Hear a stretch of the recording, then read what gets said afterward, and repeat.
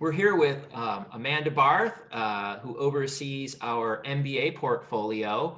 And we're going to talk a bit about the global focus in our executive MBA and touch upon a few other items. So welcome, Amanda. It's good to talk with you this morning. So we want to talk a bit about the academic portfolio at William & Mary's Raymond A. Mason School of Business. And I'd like to focus on the programs that have a global focus in their nature. I've heard and I know that the Executive MBA has recently been revamped to expand its global immersions. So that might seem a good place to start. So can you talk a bit about the global focus of both the Executive MBA as well as the other programs at William & Mary? Absolutely, Jeff. Yes, the executive MBA at William and Mary is quite unique in the marketplace in that it offers two global opportunity within the 19 months of study.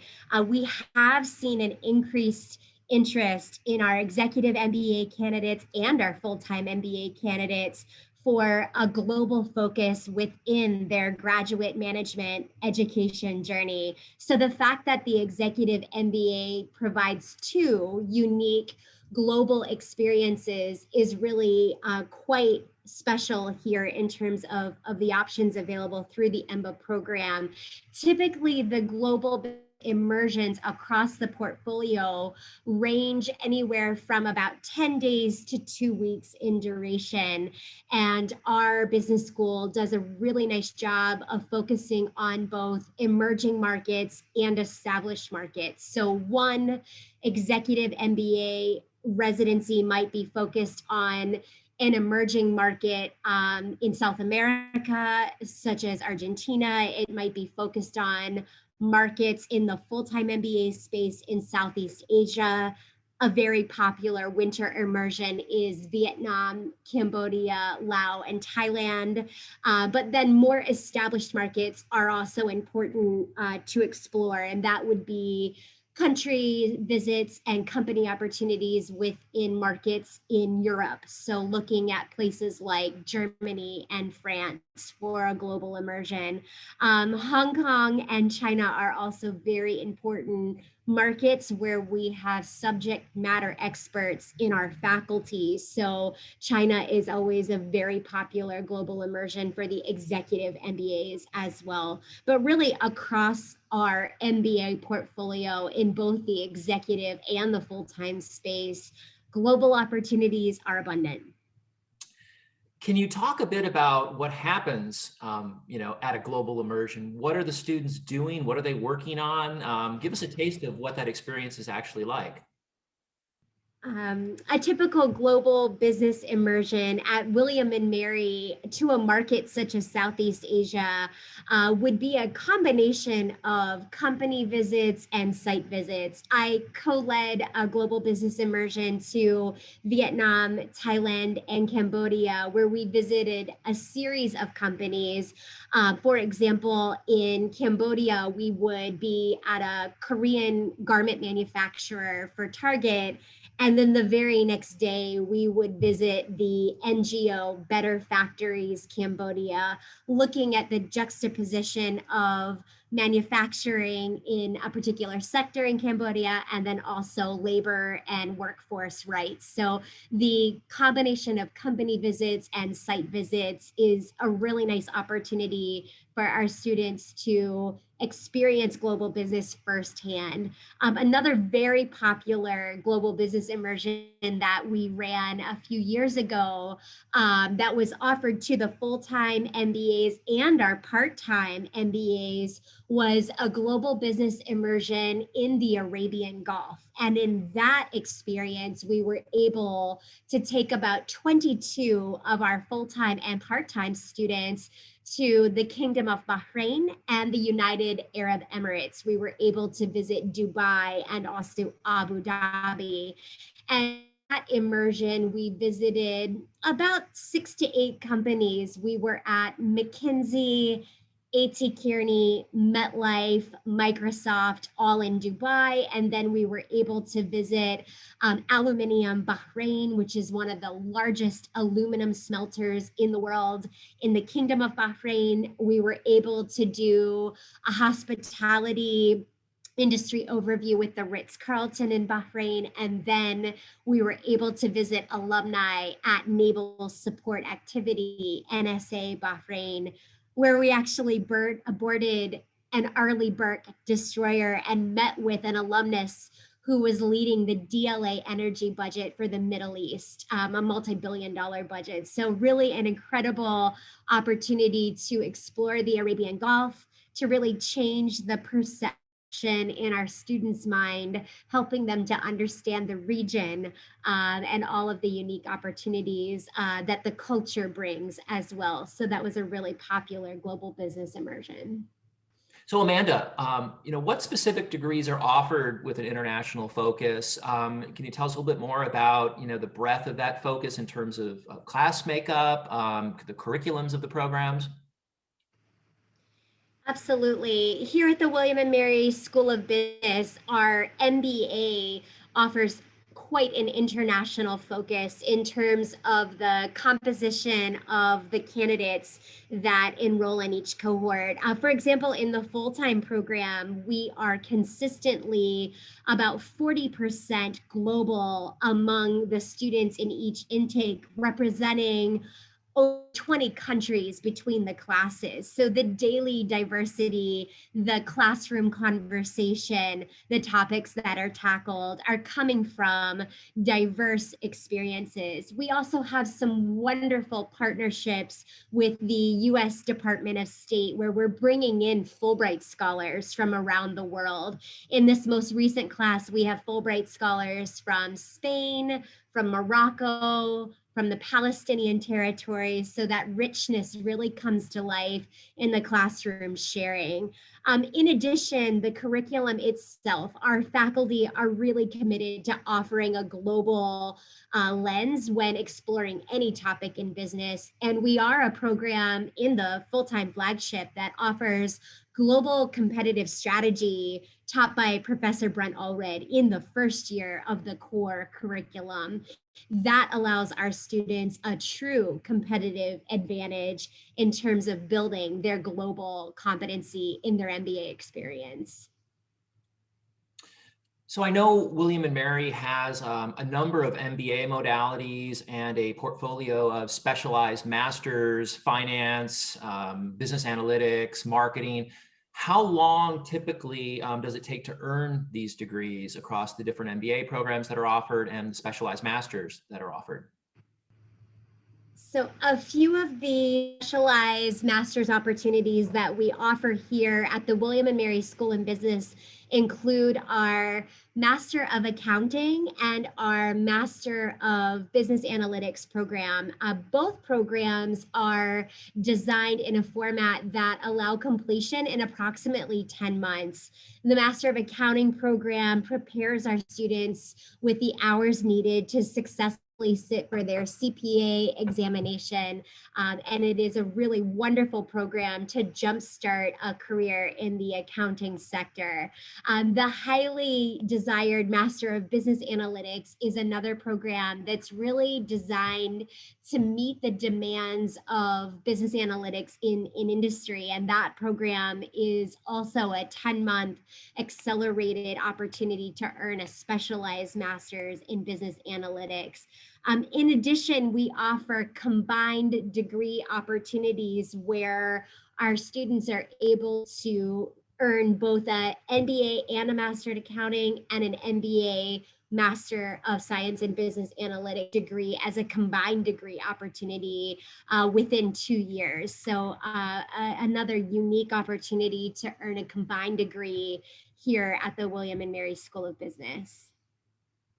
So putting the pandemic aside, which I know presents issues with students getting visas and just being able to come into the country, so putting the situation that we find ourselves in with the pandemic aside, have you seen an increased interest in degrees with global focus? And what are some of the reasons that students, if there is increased interest, have raised as rationale for pursuing a global focus in their master's degree? Despite the pandemic, we have seen an increase in applications from global MBAs from around the world who are still very keen on earning a graduate degree in the United States. Also, with the turnover in the administration, we've seen an uptick in global applications this year. At the end of the day, I think a lot of the new generation MBA candidates are very much desiring careers in global business. They're desiring an international immersion and wanting to gain that perspective to really help them to pursue global careers. So we are seeing an uptick in applications, an uptick in interest in opportunities like global business immersion. And despite the pandemic, we're doing quite well in terms of bringing in global talent from around the world. So Amanda, if you had to, list the top 2 or 3 reasons that you're hearing from students that, demonstrate their interest in international focuses in their academic pursuits, what would you say those are? Absolutely. So, global candidates who are interested in pursuing their MBA here in the United States often cite that strong desire for the Western business culture and the global immersion really drives their decision to earn an MBA in the States. And then, despite some of the challenges of a global economy, many of our international students still look at the United States as a highly desirable place for opportunity, for job growth and development after earning an MBA and for earning potential. We see great success with some of our global students securing opportunities at very strong multinational corporations, and they might work here in the United States for a few launch their global careers, but really seeing that desire for the global immersion, for the job outcome and opportunity within the United States. And then our American students also really desire that exposure to their global classmates so that they can have the competency to work in an international space as they continue on with their companies and in their careers. Can you tell us a bit about the types of jobs that the graduates with these degrees end up in? What are the industries they're going to? Are there specific job functions that you see graduates moving into? Here at the William and Mary School of Business, we see of our international MBAs pursuing jobs in the American marketplace that are somewhat unmet in terms of demand. So, a lot of our international students will focus on some of the STEM designated opportunities that we offer in areas like business analytics and supply chain, and then hiring companies who are able to bring in candidates to fill some of the unmet need in the STEM space are hiring from William and Mary. Companies like Amazon and Capital One and IBM and Citi are all eager to bring in global talent. Some of the tech giants, Google and Microsoft, are hiring our global MBAs for internships and job opportunities after graduation. We are equipping our students with the skill set that they need to again meet the demands of an in-demand industry. What else is important? What are the other, trends or market dynamics that you see that are driving more people to want to pursue graduate business programming, and when they do, are particularly interested in having that program offer a global focus?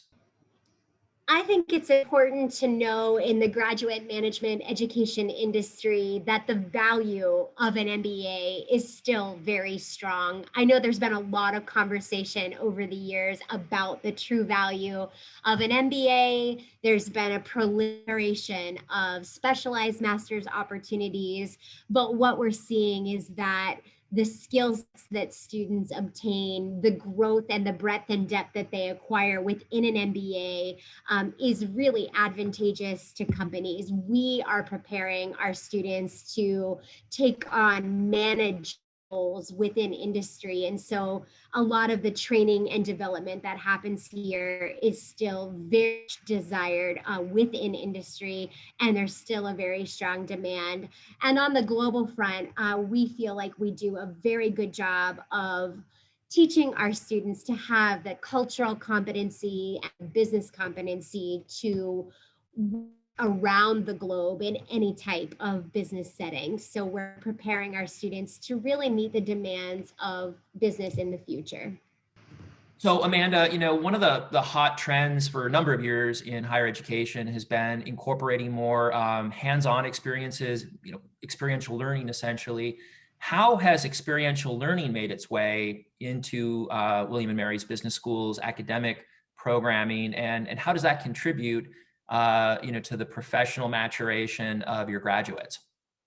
There are really three different experiential learning opportunities that I would highlight here at the William and Mary School of Business, providing our students that hands-on learning opportunity. I'd say first I'd highlight the field consultancies that we offer within the full-time MBA portfolio. Our field consultancy is designed so that our students can work with a company on a real world business problem. They usually divide out into teams of about 5 to 7. They have a faculty advisor, 2 of our executive partner coaches and mentors to take them through the field consultancy, but they're able to produce very level consulting solutions for a regional company. So field consultancy provides an incredible platform for experiential learning. Some of our field consultancies have also been offered on a global scale. I know that one of our projects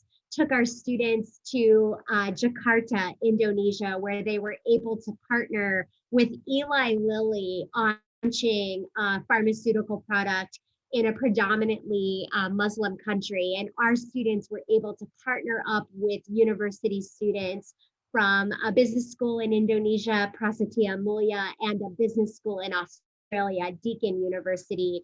And the 3 sets of students worked on a consulting project together for Eli Lilly in Indonesia that resulted in an in-country site visit. So an awesome opportunity. Additionally, we offer sprint weeks within the MBA portfolio, and sprint weeks are a time where our students abandon all their other classes, put all their commitments aside, and for 1 week, they will really hone in on a wicked business problem. Some of our sprints are designed so that they have a global focus and they really allow our students to utilize the knowledge that they've gained from the program.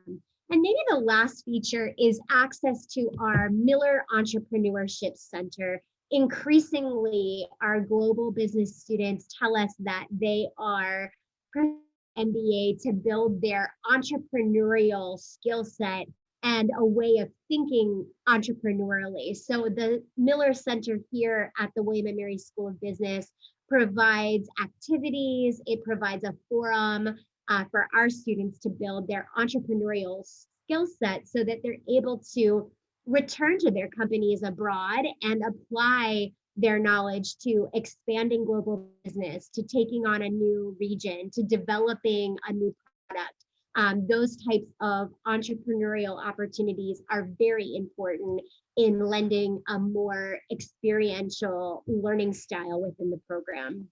Excellent. Well, thank you for your time this morning, Amanda. I think your insights were valuable in shedding some light on trends in the graduate business market and how globalization is contributing to disruption and change in higher education. In this case, I would say good change.